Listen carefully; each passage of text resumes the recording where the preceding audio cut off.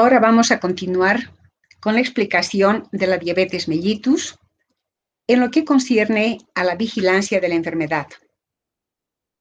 Un aspecto muy importante dentro de la evaluación de esta enfermedad, debido a que, al no ser una enfermedad curable, pero sí controlable, es necesario efectuar este examen.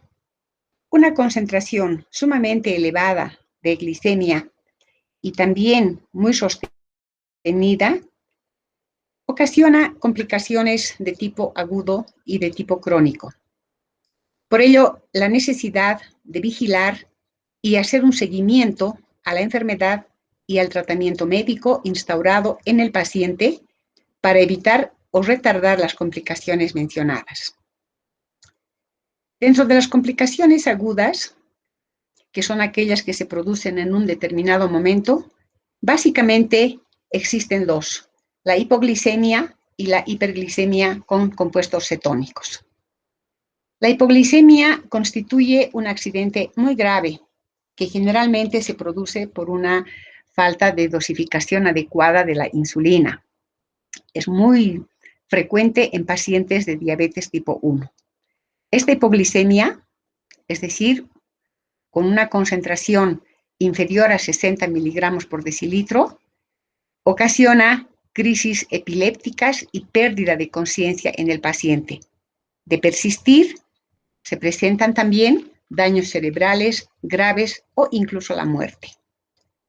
La otra complicación grave es la cetoacidosis diabética, que es muy grave porque puede producir un coma diabético, también causa de muerte en el paciente. Este síndrome agudo se caracteriza por presentar alteraciones del metabolismo de los carbohidratos, lípidos, proteínas, del balance hidroelectrolítico y del equilibrio ácido-básico, debido a un déficit agudo y significativo de insulina, pero que además está asociada a un exceso de hormonas de la contrarregulación. Se caracteriza por la presencia de cuerpos cetónicos en sangre y orina.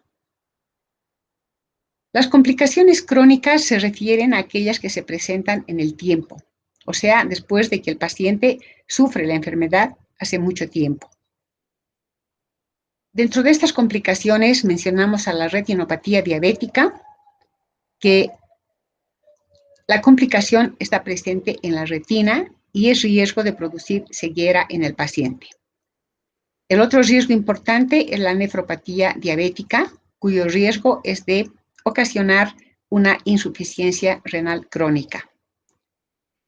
También otras complicaciones conciernen al trastorno del metabolismo de los lípidos, particularmente de aquellos lípidos que son aterógenos, con el riesgo de producir accidentes vasculares cerebrales por depósito de ateromas en el cerebro y también depósito de ateromas en las arterias coronarias y ocasionar un riesgo de infarto agudo de miocardio.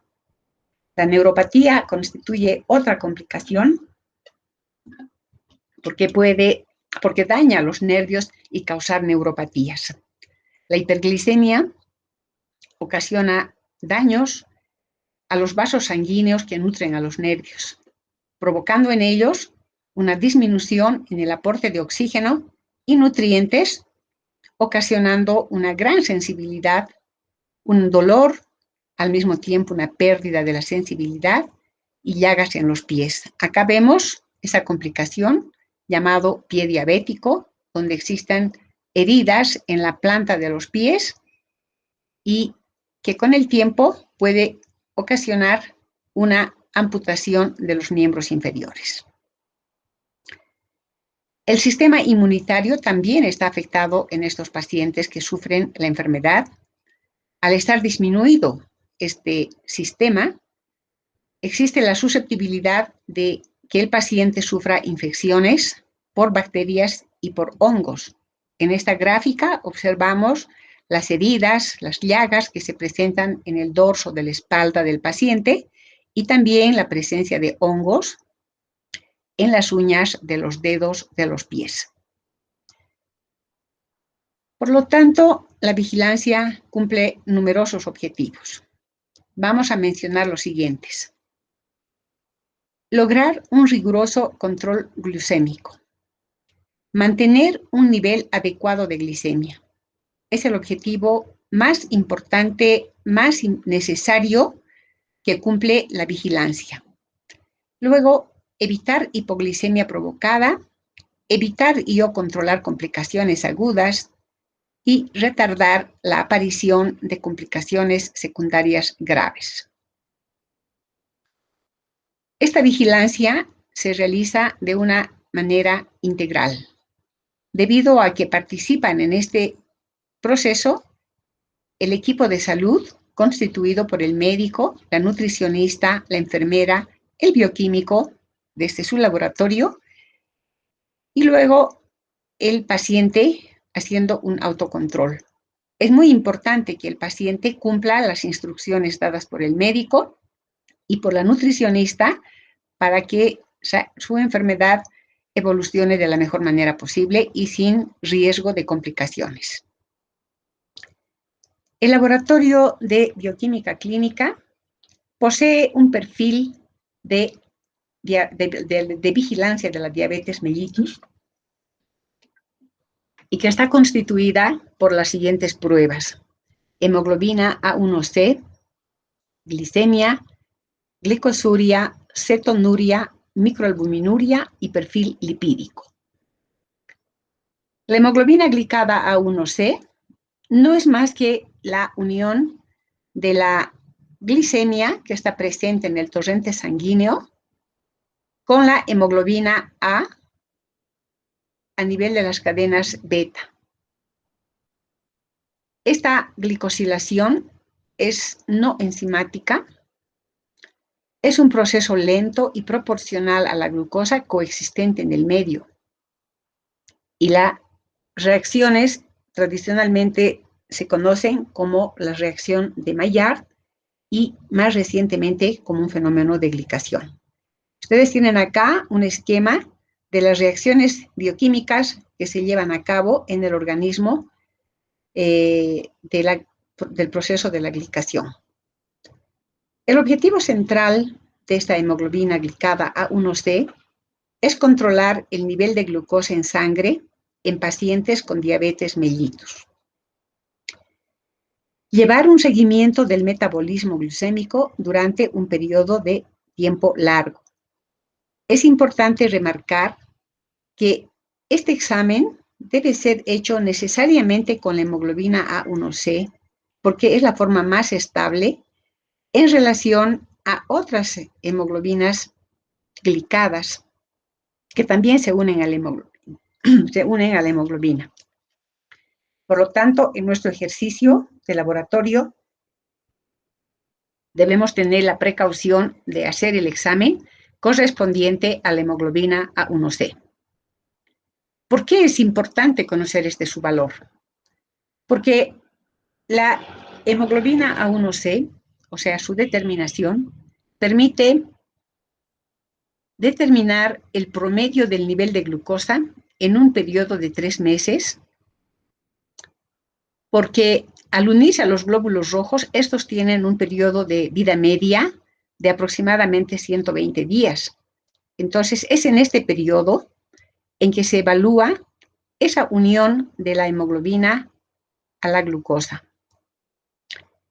Entonces, es importante efectuar el examen en ese periodo, el que a su vez está reflejando de manera retrospectiva el control metabólico en ese tiempo. La concentración de hemoglobina A1C y de glicemia se correlacionan ampliamente. Vemos en esta gráfica, en una de las columnas está la hemoglobina A1C, en la otra está la concentración de la hemoglobina en miligramos por decilitro. Así vemos que, por ejemplo, un 7% de hemoglobina A1C representa o se correlaciona con 150 miligramos de glicemia.